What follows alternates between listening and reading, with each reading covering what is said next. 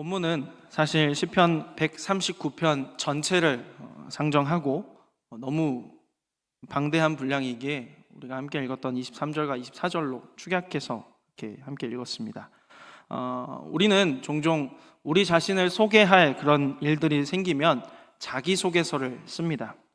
대부분 이런 글들은 학교나 직장 같은 기관에 제출할 때 쓰고는 하는데요. 그런 자기소개서의 내용들의 주된 것들이 있다면 바로 나라는 사람에 대한 내용이라고 할 수 있겠습니다. 그 내용들은 나라는 사람이 어떤 배경을 가지고 자라왔으며 또 그런 까닭에 어떤 성향을 가지고 있고 또 그 와중에 어떤 장점이 있으니 그것을 고려해달라라고 하는 목적을 가지고 있는 것이죠. 그렇기 때문에 대부분의 자기소개서에는 나라는 사람에 대한 긍정적인 평가가 주를 이루게 됩니다. 물론 겸손의 미덕으로 부족한 부분들을 몇 가지 쓰기는 하지만 그런 것들은 대부분 나의 평판을 크게 좌우하지 않을 만한 것들을 써넣기도 하죠. 그러나 그와 반대로 나의 일거수일투족을 잘 아는 사람이 나를 평가하는 글을 쓴다면 나 자신이 작성했던 자기소개서와는 그 분위기가 180도 달라질 수 있을 겁니다. 내가 스스로 잘한다고 생각했던 것들이 어떤 이에게는 나의 결핍으로 보일 수 있기 때문이죠. 나의 장점이라고 생각해서 내가 드러내고자 했던 것이 오히려 어떤 이들은 나를 볼 때 눈살을 찌푸리게 만드는 그러한 약점이 될 수도 있다는 겁니다. 이처럼 우리는 자기소개서를 쓰는 순간조차도 나 자신에 대한 평가를 올바르게 내리지 못할 뿐더러 심하게는 스스로를 제법 괜찮은 사람이라 여기면서 착각 속에 빠져 사는 것일지도 모르겠습니다. 그런데 오늘 본문의 주인공이 되는 다윗은 그런 착각은 진작에 그만두었던 사람이라고 생각합니다. 그의 출신을 보면 우리가 잘 알고 있듯이 시골 촌뜨기, 양치는 목동이었습니다.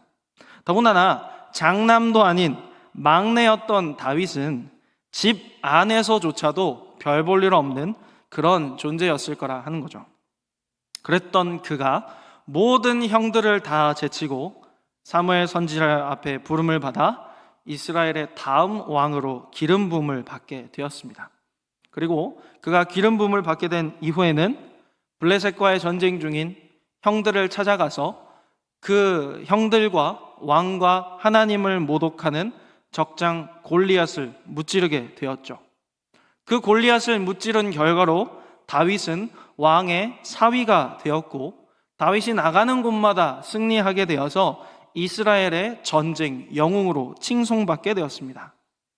어느새 시골 촌뜨기 목동에 불과했던 그와 다르게 까마득하게 수많은 아름다운 수식어들이 달린 위대한 사람이 바로 다윗이 되어 있었다라는 거죠.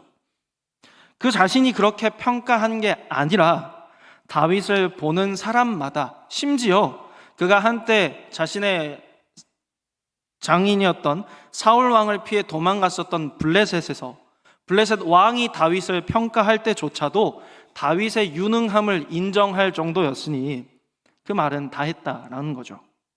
그럼에도 불구하고 오늘 시편 139편을 보면 다윗이 뭐라고 이야기하는가 하니 자신 스스로 자신은 괜찮은 사람, 탁월한 사람, 위대한 사람이라고 써내려가지 않고 자신들을 그렇게 거창하게 포장해가지 않고 하나님 앞에서의 정직한 평가를 기다리는 한 사람으로 자신을 묘사하고 있다라는 겁니다. 오늘 본문인 시편 139편의 1절 말씀에 다윗이 이렇게 이야기하는데요. 여호와여 주께서 나를 살펴보셨으므로 나를 아시나이다. 아멘. 다윗은 이 시편 139편을 지을 때 자신의 존재 규정에 대한 주체가 자신이 아님을 명백하게 드러내고 있습니다. 그것을 인정하면서 시작하는 것이죠. 그리고 오히려 자신의 존재를 규정할 수 있는 분은 오직 여호와 하나님뿐이라 그렇게 고백합니다. 여기서 다윗이 썼던 살펴보다 라는 말은 어떤 존재에 대해서 설정하다 라는 의미를 가지고 있는데요, 이 말의 히브리 어원을 보면 사람이 광물을 캐내기 위해 땅을 깊이 파내려가는 의미를 가지고 있습니다.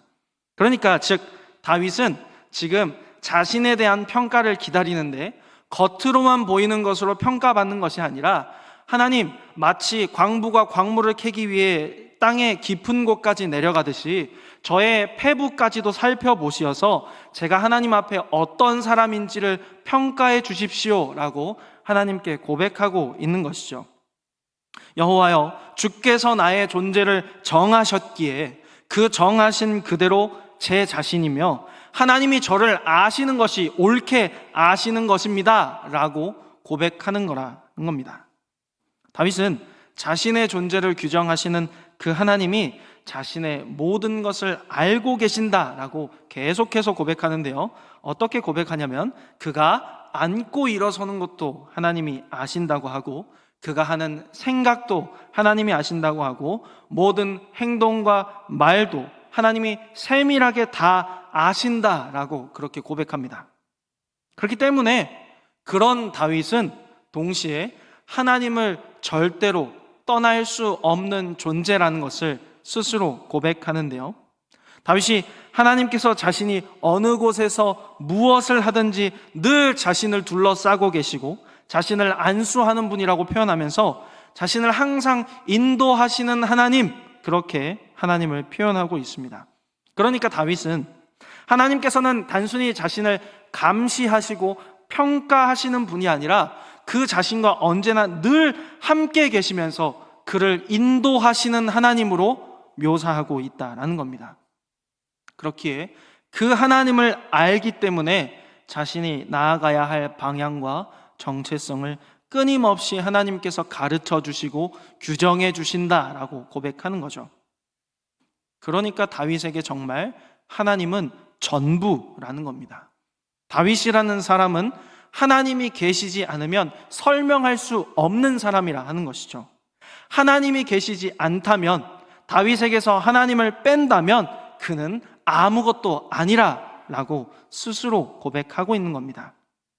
그렇기 때문에 다윗은 계속해서 그런 자신을 지으신 하나님에 대해서 찬송하며 나아가는데요, 자신이라는 존재가 이 땅에 시작되기 전부터 이미 하나님의 계획 안에 자신이 있었음을 고백합니다. 그러니 다윗은 그런 하나님의 기묘하고 신비하심이 바로 자신을 둘러싸고 안수하심에 대해 감탄과 찬양을 계속 이어나가는데 17절에서 18절 말씀을 보겠습니다. 하나님이여, 주의 생각이 내게 어찌 그리 보배로우신지요, 그 수가 어찌 그리 많은지요, 내가 세려고 할지라도 그 수가 모래보다 많도소이다. 내가 깰 때에도 여전히 주와 함께 있나이다. 아멘.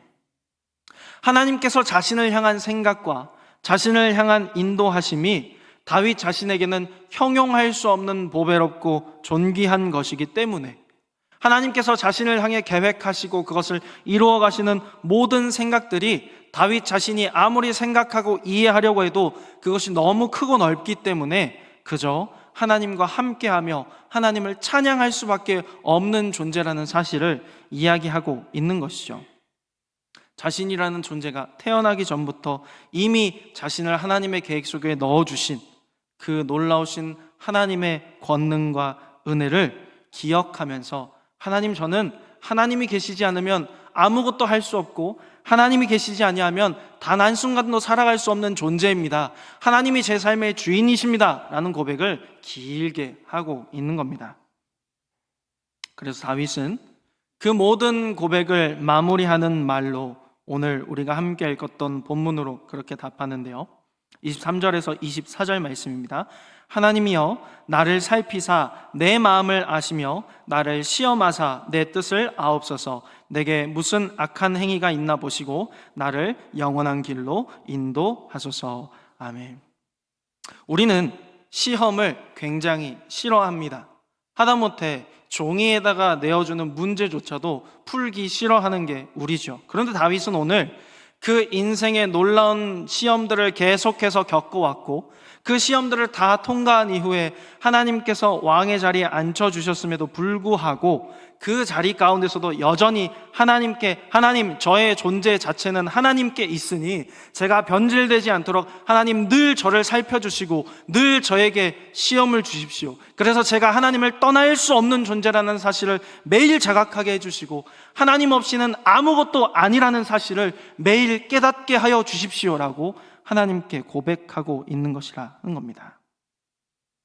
그렇다면 다윗은 단순히 그 하나님의 모든 시험을 감당할 만한 자신감이 있었기 때문에 이렇게 고백하는 것일까요? 그렇지 않습니다. 다윗은 자신이 살아온 모든 인생을 돌아보니 자신은 아무것도 아닌 존재였고 아무것도 할 수 없는 존재였지만 그때마다 하나님께서는 자신을 늘 붙잡아 주셨고 자신을 늘 인도하여 주셨기에 자신의 남아있는 모든 삶도 하나님께만 붙들려서 하나님이 이끌어 주시기를, 그래서 단 한순간도 내가 했다라는 고백이 아니라 하나님이 하셨다라는 고백이 끊임없이 나올 수 있도록 자신을 하나님께 온전히 맡겨드리고 있다는 겁니다. 사랑하는 성도 여러분, 오늘 본문은 나누고자 하는 바가 다윗이 얼마나 훌륭하고 본받을 사람인가에 대해서 나누고자 하는 게 아닙니다. 다윗처럼 우리도 이렇게 하자라는 게 아니죠. 다윗이라는 사람에게도 하나님께서 그 세밀하신 간섭과 손길로 품으시고 인도하셨다면 저와 여러분들에게도 그 하나님의 기묘하고 오묘한 섭리가 여전히 동일하다라는 것을 전하고자 하는 겁니다. 이미 나라는 존재 자체가 이 땅에서 상정되기 전부터 우리는 하나님의 계획 속에 있는 자들이라 하는 것이죠. 이 땅이 생기기 전부터 하나님께서는 우리 이름을 아셨고 우리 이름을 생명책에 기록하셨고 우리를 가장 고귀한 존재로 여겨주셨다라는 사실을 전하고자 하는 것이죠. 그 가장 고귀한 존재가 바로 성도입니다. 사도 바울은 성도됨에 대하여서 에베소서에 이렇게 기록하는데요, 에베소서 1장 3절에서 6절 말씀입니다. 찬송하리로다 하나님 곧 우리 주 예수 그리스도의 아버지께서 그리스도 안에서 하늘에 속한 모든 신령한 복을 우리에게 주시되 곧 창세 전에 그리스도 안에서 우리를 택하사 우리로 사랑 안에서 그 앞에 거룩하고 흠이 없게 하시려고 그 기쁘신 뜻대로 우리를 예정하사 예수 그리스도로 말미암아 자기의 아들들이 되게 하셨으니 이는 그가 사랑하시는 자 안에서 우리에게 거저 주시는 바 그의 은혜의 영광을 찬송하게 하려는 것이라. 아멘. 신약에서의 바울의 이 고백도 오늘 구약에서의 다윗의 고백과 맞닿아 있다라는 것이죠. 우리의 정체성은 우리 스스로 써내려가는 것이 아니라 창세 전부터 우리를 아신 하나님께서 이미 기록해 두셨다라는 겁니다. 그러므로 성도의 자기소개서에는 무수한 미사여구들과 그럴싸해 보이는 경력과 이력들이 기록되는 게 아닙니다. 딱 한 줄, 성도 누구누구, 성도 이주성, 하나님의 사람, 이 한 줄이면 족하다라는 것이죠. 그 안에 하나님께서 이 사람을 계획하셨고 하나님이 이 사람을 인도하시고 하나님이 이 사람을 끝까지 책임져 주신다라는 내용이 성도라는 고귀한 지위 안에 다 들어가 있는 거랍니다. 이를 확증하시기 위해서 하나님께서는 아직 우리가 이 사실을 알지 못할 때 자기 아들의 몸을 버려 그 모든 것들을 이루어 주셨습니다. 십자가 위에서 독생자 예수 그리스도께서 하나님의 뜻에 따라 죽임당하심으로 우리가 하나님의 계획 안에 있는 자들이라 하는 것을 깨닫게 하신 것이죠. 죄로 인해 가리워졌던 우리의 눈의 휘장이 완전히 찢어져 벗겨지게 되었습니다. 그 전에 어떻게 해서든 우리를 그럴싸한 사람으로 포장하기 위해서 이것저것 덮었었습니다. 그러나 이제는 그 모든 것보다 가장 고귀하고 영광스러운 이름인 성도됨에만 기뻐하는 것이죠. 그리고 창세 전부터 우리를 택하셔서 우리를 성도로 택하셔서 우리를 위해 행하신 그 크신 구원의 일들을 영원히 찬송하며 살아가도록 우리를 부르셨다라는 겁니다. 사랑하는 성도 여러분, 우리에게 비록 세상에 부귀와 영화가 없다 할지라도 세상 가운데 신앙과 정조를 지킴으로써 소외받고 손가락질 받는다 해도 우리의 정체성은 우리를 규정하는 세상의 목소리가 아니라 십자가 보혈로 우리를 구원하신 하나님께만 있음을 우리가 알기 때문에 오늘도 우리는 성도라 불리기에 부끄러움이 없도록 하나님 앞에 서고자 몸부림칠 수밖에 없다라는 것이죠. 사랑하는 성도 여러분, 그러므로 우리가 성도라는 사실이 얼마나 기쁘고 감사한 일인지를 다시 상고하며 그 은혜를 누리시는 저와 여러분들이 되기를 축복합니다. 우리의 숨이 멎어 하나님 앞에 설 때에, 혹 이 땅의 날이 다해서 사랑하는 주님이 다시 오실 때에 거룩한 무리들로서 그 영광을 찬양하며 기뻐함으로 그 나라의 잔치에 참여하는 저와 여러분들이 되기를 축복합니다.